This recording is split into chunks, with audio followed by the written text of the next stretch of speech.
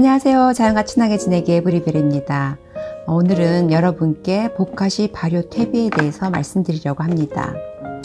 보카시 처음 들어보시는 분이 계시다면요. 혹시 EM 유효 미생물은 들어보셨나요? EM 유효 미생물은 유산균, 광합성균, 효모균 등 인간과 환경에 유익한 미생물들을 조합해서 배양한 미생물 복합체를 말합니다. EM은 미생물균들 간의 복잡한 공존, 공생 관계를 통해 얻어진 발효 생성 물질들이 음식물을 발효하거나 악취 제거, 수질 정화 등 여러 가지 이로운 일들을 하게 하는 겁니다. 저는 오늘 이 EM 보카시로 음식물 쓰레기를 집안에서 시작할 수 있는 보카시 발효 퇴비를 만들어 보겠습니다. 요즘처럼 강추위가 계속되고 눈이 계속 쌓여서 뒷마당 거름통에 음식물을 넣어가기가 힘들고 또 거름통 뚜껑도 잘 안 열리는 때는 집안에 쌓이는 음식물 쓰레기를 처리하기가 너무 힘듭니다. 쉽게 음식물 쓰레기로 버릴 수도 있지만요. 이 아까운 거름이 그냥 버려지는 게 좀 너무 안타깝죠. 작년까지만 해도 이런 한겨울에는 다 음식물 쓰레기로 버렸던 것 같습니다. 그런데 이제 올 봄에 텃밭 계획이 쫙 짜여져 있어요. 여기다 뭐 심고 저기다 뭐 심고 뭘 어떻게 키워야겠다. 그리고 또 이제 많이 알아졌잖아요. 이 식물은 비료가 더 필요하다. 양분이 더 필요하다. 이런 것들이 이렇게 알아졌기 때문에 이 귀한 음식물을 쓰레기를 절대로 이렇게 그냥 버릴 수가 없는 거예요. 그래서 생각하다가 제가 한 4, 5년 전쯤 아쿠아포니스를 하면서 액비를 마련하려고 시작했다가 포기한 이 보카시 컴포스트를 다시 꺼내게 되었습니다.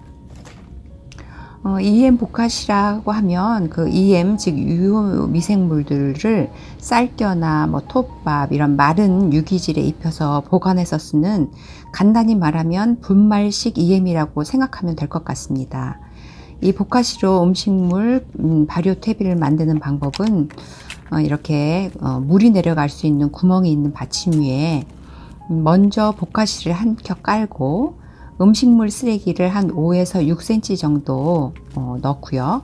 또 보카시를 또 깔고 이런 식으로 켜켜로 쌓아주면 됩니다. 이 보카시 발효는 보통 우리가 마당에서 만드는 퇴비와는 달리 혐기 발효이기 때문에 공기와 접촉을 최소화하고 또 물기가 잘 닿지 않아야 잘 발효가 된다고 해요. 너무 입자가 큰 쓰레기는 조금 잘라주시는 게 발효에 도움이 되고요.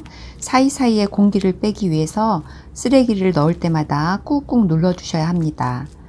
한 통이 꽉 찼으면 뚜껑을 꼭 닫고 집안에 따뜻한 곳, 한 25도에서 35도 이 정도 되는, 저는 세탁실 안에 있는 히터 나오는 구멍 위에다 올려놨어요. 2 내지 3주간 보관하시면 완성이 된다고 하는데요. 이 완성된 보카시 발효 퇴비는 땅에 묻거나 다시 밖에 있는 거름통에 넣어서 완전한 퇴비로 만들어서 사용하시면 됩니다. 주의할 점은요, 이렇게 발효된 음식물 쓰레기는 산성을 띠고 있기 때문에 땅에 얕게 묻고 바로 식물을 심으면 안 됩니다. 깊게 묻거나 얕게 묻었다면 한 달 정도의 시간을 두셔야 합니다. 이렇게 보카시 컴포스트를 위해서 특별히 만들어낸 이런 용기에는요, 이렇게 밑에 액체를 빼낼 수 있는 꼭지가 있습니다. 이 꼭지를 통해서 밑으로 고인 물을 다 빼낼 수 있는데요. 이것을 보카시 티라고 해요. 이 보카시 티는 100배로 희석해서 집안 식물의 영양제로 쓰실 수도 있고요. 원액으로는 변기나 싱크대에 조금씩 부어서 배수구를 청소할 수 있는데 쓸 수도 있습니다. 이렇게 집안에서 보카시 발효 퇴비를 만드는 이점 중에 하나는요, 이렇게 저처럼 나가기 힘들어서 임시적으로 이렇게 하는 방법이어서 좋은 것도 있지만, 또 다른 거는 상선뼈나 육류, 그리고 그동안에 거름통에 넣을 수 없었던 여러 가지 음식물들도 이 보카시 발효에는 쓸 수가 있습니다. 그리고 또 보카시 발효를 거친 퇴비는 더 빨리 분해가 되기 때문에 땅에서도 더 빨리 거름으로 쓸 수가 있고요. 그리고 거름통에서 호기성 세균들이 더 많이 움직였다고 하면 이렇게 보카시 통에서는 현기성 세균들이 더 많이 움직이기 때문에 여기에서 숙성된 음식물들은 또 다른 현기성 미생물들을 땅에다 전달해 줄 수 있는 좋은 매개체가 됩니다. 제가 오래전에 포기한 이 보카시 발효 퇴비를 다시 시작하게 된 이유는요. 겨울철 음식물 쓰레기 처리도 있지만 최근 보카시를 직접 만들어서 쓸 수 있게 되었기 때문입니다. 보카시를 온라인으로 구입해서 사용할 수도 있거든요. 한 400g, 1파운드에 한 10불 정도 하더라고요.